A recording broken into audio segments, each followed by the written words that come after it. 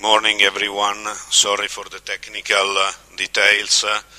I'm not a very technical guy, so I have to deal with something which is not very familiar with me. Thank you first of all. Thank you for having invited me. Unfortunately, I don't speak Greek at all. I only know a few words. Kalimera is one of them. But just to show you that I've been here before, you can see a picture that actually they were building the Parthenon when I came at that time. The lady is still my wife, so I'm happy to show you this picture. And as I've told you before, I'm not a developer, and this is okay. And the second one, I've invented it. I'm an old marketing guy, and you should never trust an old marketing guy like me. So whatever I say, you should take it with a due doubt. I hope you all know LibreOffice. LibreOffice is an office productivity suite, a free office productivity suite. It was born out of the OpenOffice community. It was born for a reason. The founders, which are a group of around 30 people that at the time were among the leaders of the OpenOffice community in different areas, thought that with the Oracle acquisition, the future of OpenOffice was at risk. And so we discussed and we decided that it was time for the community to take the responsibility of the evolution of the product that actually was and still is a very good product, although you know that there are no news since 1 month when Oracle announced that OpenOffice would become a community-based project, but that was a very difficult to understand announcement. So what we think that we did the right move, because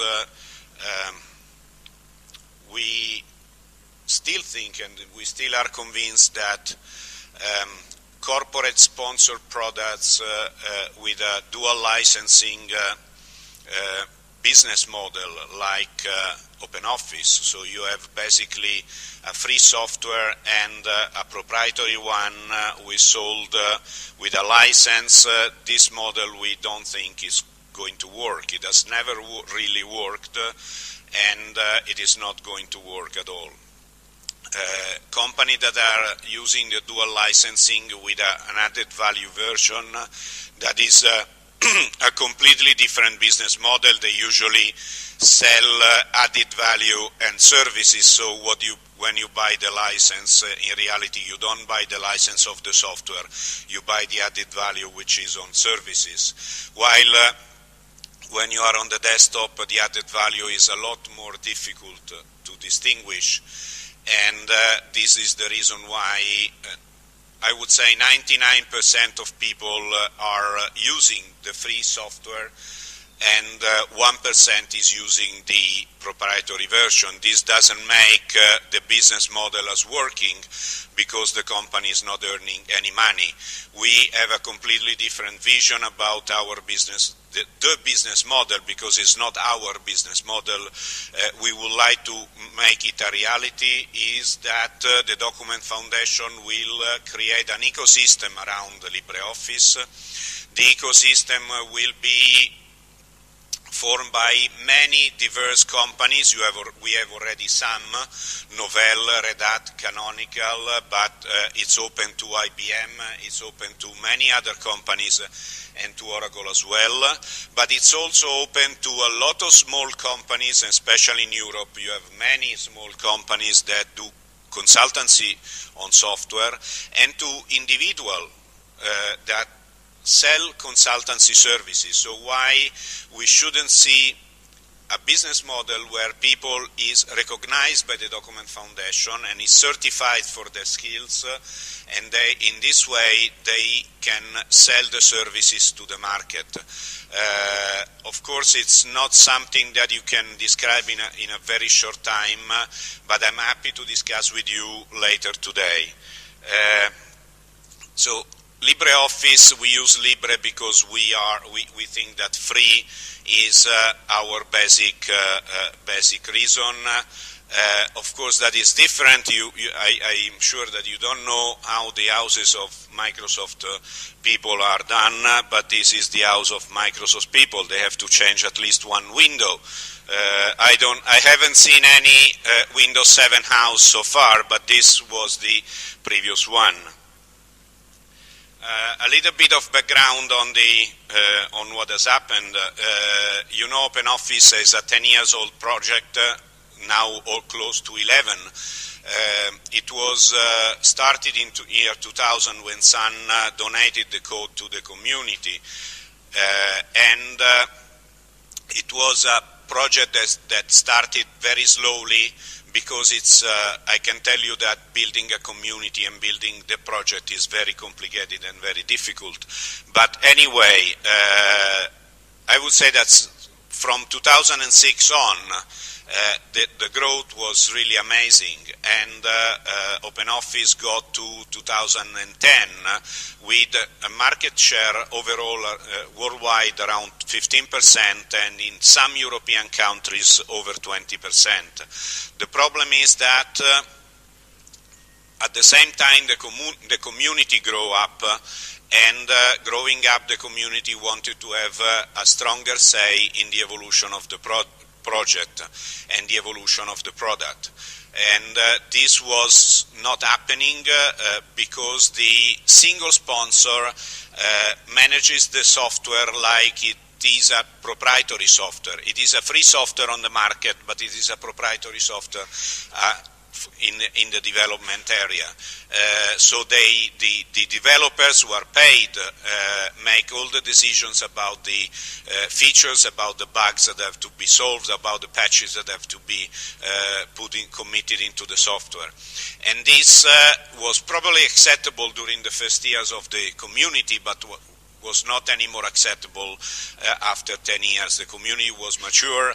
There were people with a background in business, like myself, but others as well, that were into the community. And of course, it's completely different if you have only a bunch of hackers and developers, or you start to have people that has been a manager in a large corporation. Many years ago, I've been an executive vice president of Honeywell. I've worked in other U.S. corporations, but in the group of the founders, there is a former vice president of Oracle and a former vice president of IBM. So you understand that we can talk at any level with companies as well, and this has made increasingly difficult for the single sponsor to keep control of the community. So after 10 years, we decided that it was really time to become independent.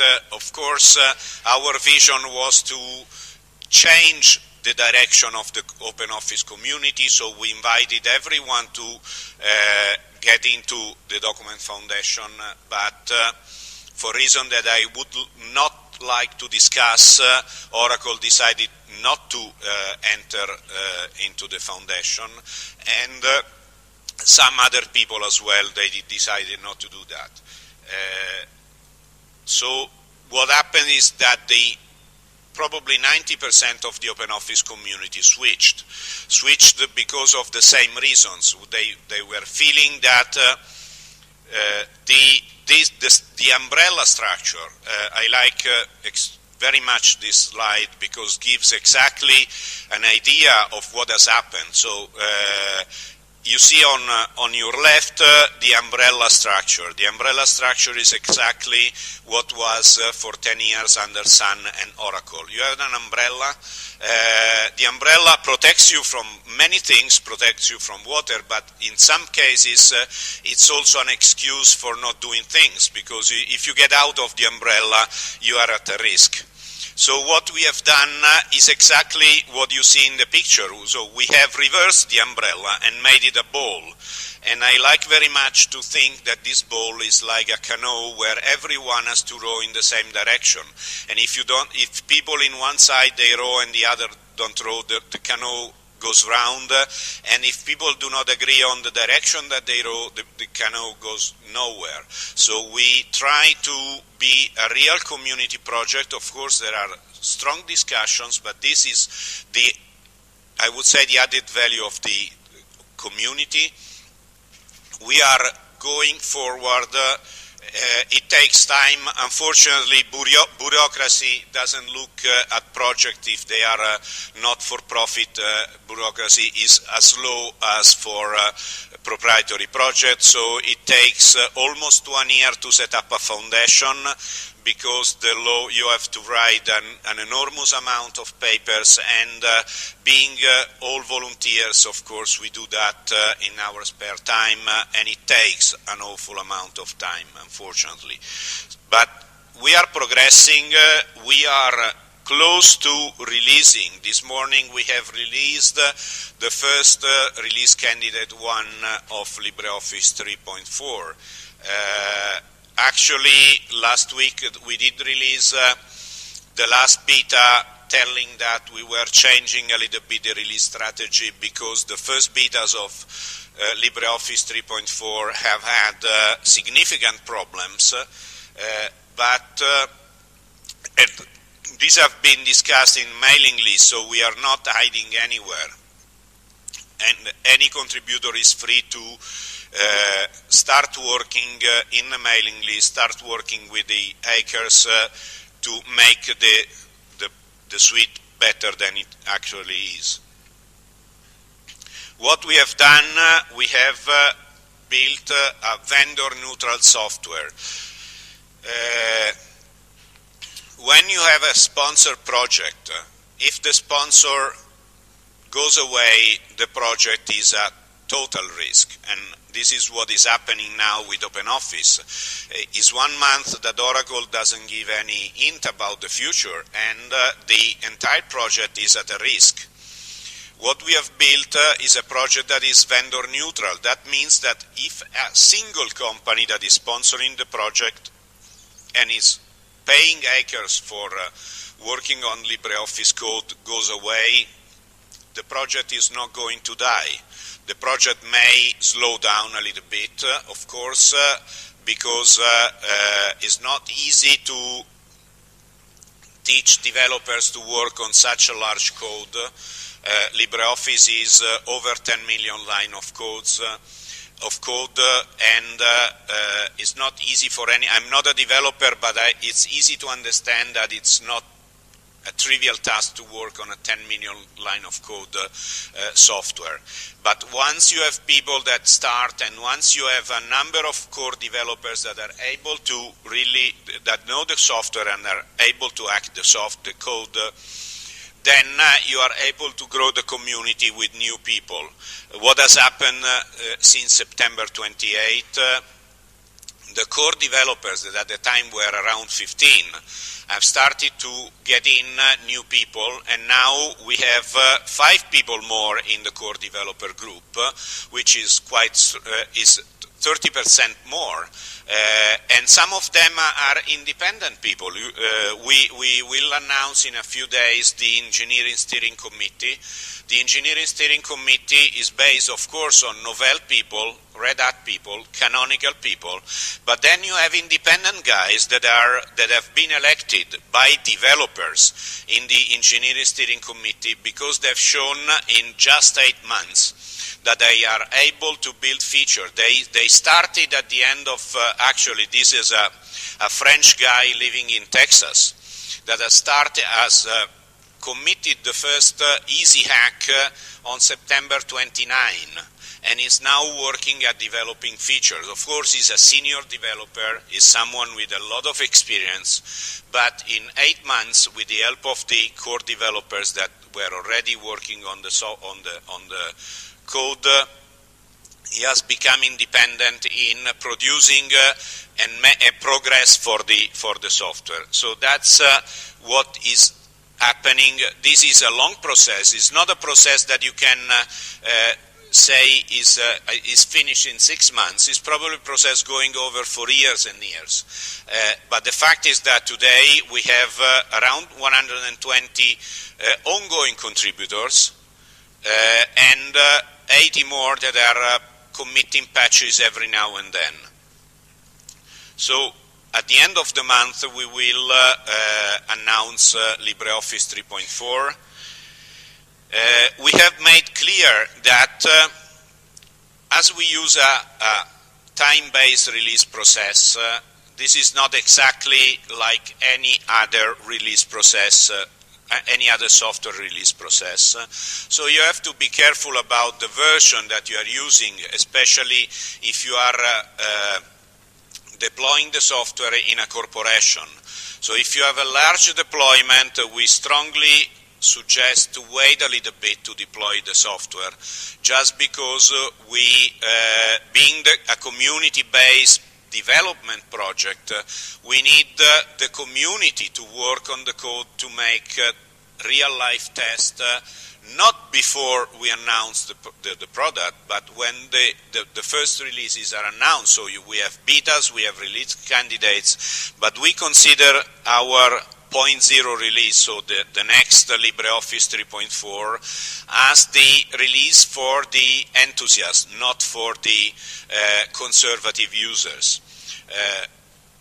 If we think at software announced by a large company based in Redmond, United States, they don't tell you so transparently what they think about releases, but you all know that if you deploy the first release of any of their software, it's exactly the same thing, and we are speaking about a $60 billion company with thousands of paid developers.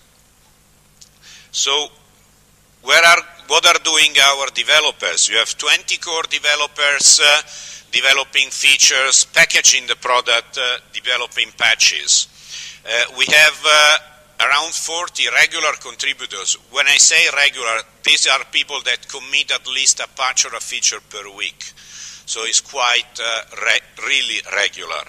And then we have 60 that are committing probably every 2-3 weeks, once a month. And they are working on easy access code cleaning. Code cleaning is one of the fundamental strategies that we have implemented. OpenOffice source code was commented in German. Because it was built out of Hamburg. And it was started to be built in the 80s, when probably no one thought as StarOffice as an international product. Today is an international product that by any means you cannot have an international software with the code commented in German. This doesn't make it international at all. So we have some German guys that are reading and translating the comments. So far they have translated more than 50,000 lines of code, of comment, and they have got rid of at least as many, because there were, of course, after so many years, there was many useless comments. Also, we clean the code from deprecated libraries. In the past, some libraries were deprecated, especially in the graphic area. In 20 years, you have a lot of progress in some areas. But the libraries were still there, so they made the code bloated and slower. And of course, when you clean the code, at the end the code will be better, but the process is that in the meantime you have a lot of dependencies. Some of these dependencies can be with the code that you have cleaned. So You may have some bugs that show up and are unexpected. This is something that all good hackers know. The problem is that LibreOffice is an end-user product, so you have many end-users that when they see a bug, they always suspect that the software is not good and stable. The software is good and stable. The problem is that we are going through a process for making it even better than it was in the past. This is the flow of contribution that you can see. Of course, if you ask me what it means, that shallow point, that's Christmas. And of course, everyone at Christmas was thinking about his own turkey or panettone, as we do in Milan, and not about code. EasyAx. EasyAx is the area where I really challenge all of the hackers in this room to start having a look and start seeing if they can contribute something. There is an EasyHack page. This is a list of the EasyHacks, but you can easily Google the EasyHack page. Is probably 10 meters long, so it takes a day to scroll it. But there is something for everyone, not for me, but for every other people around. And we also have a completed hack page. This means that people are working well and they are moving the hacks to the completed hack page. But this is the area where people with technical skill can contribute, but there are many other things to do.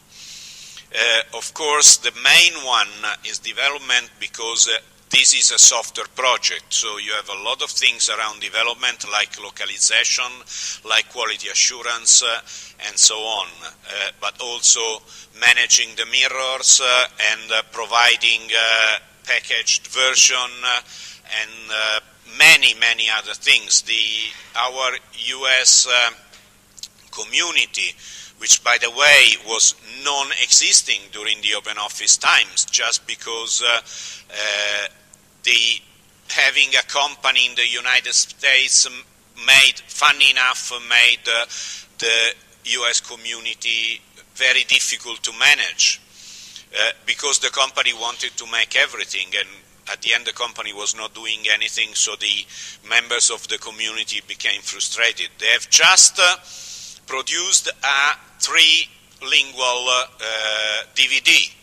Is a package, is easy to print and easy to burn, and is for conferences. Is of course in English, is in French for French Canada and for some Caribbean islands, and Spanish for the Mexican and for Florida, Texas, and California, where Spanish speakers are many.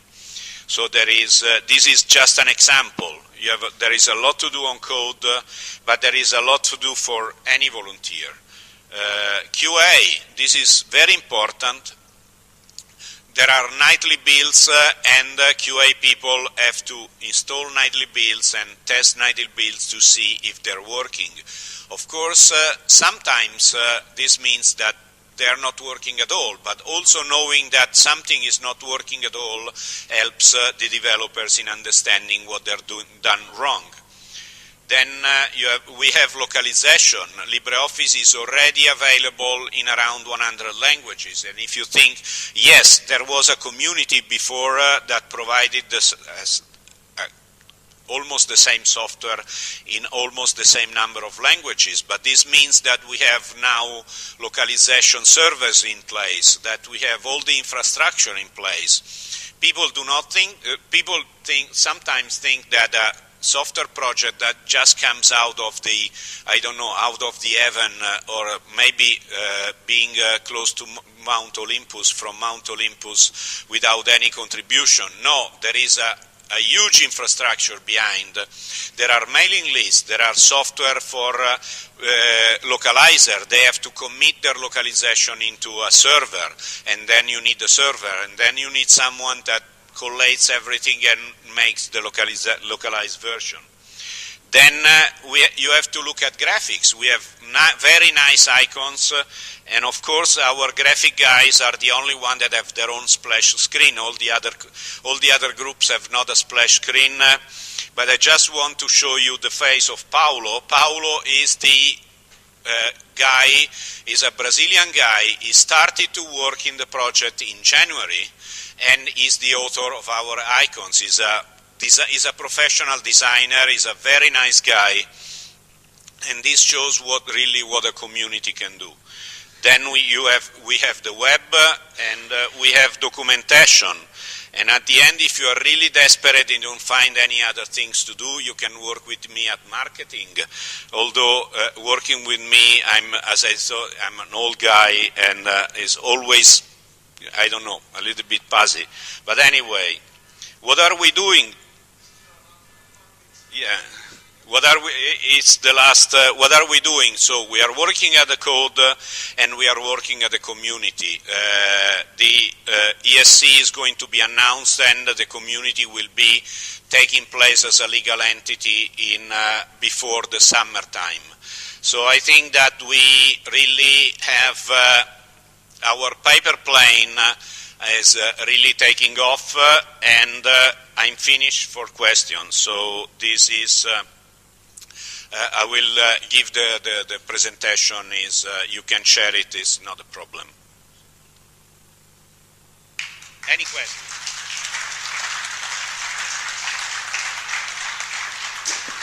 Sorry, I was a little bit speedy up, but this is usually a 90-minute presentation. So to do it in 25 minutes, you needed to hurry a little bit up.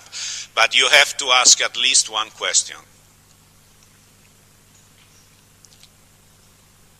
Okay.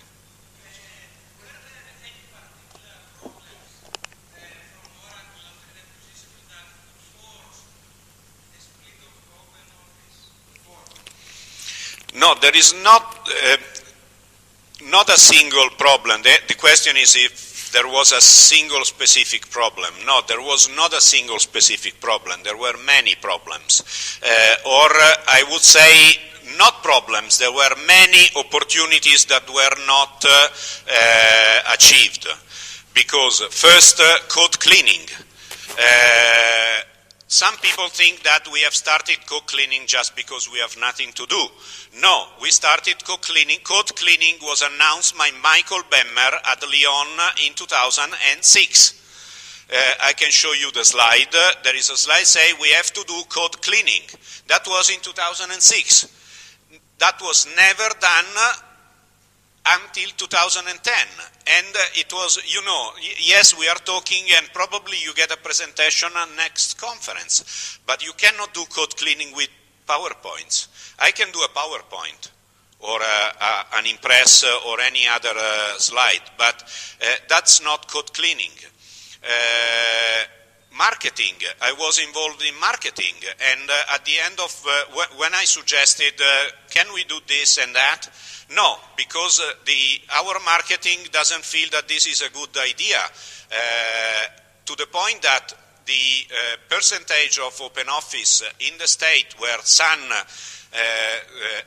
at the marketing ideas was less than 10%, and in Italy, where I was responsible for marketing, was 22%. So if you are on 22%, you've probably done something better than for less than 10.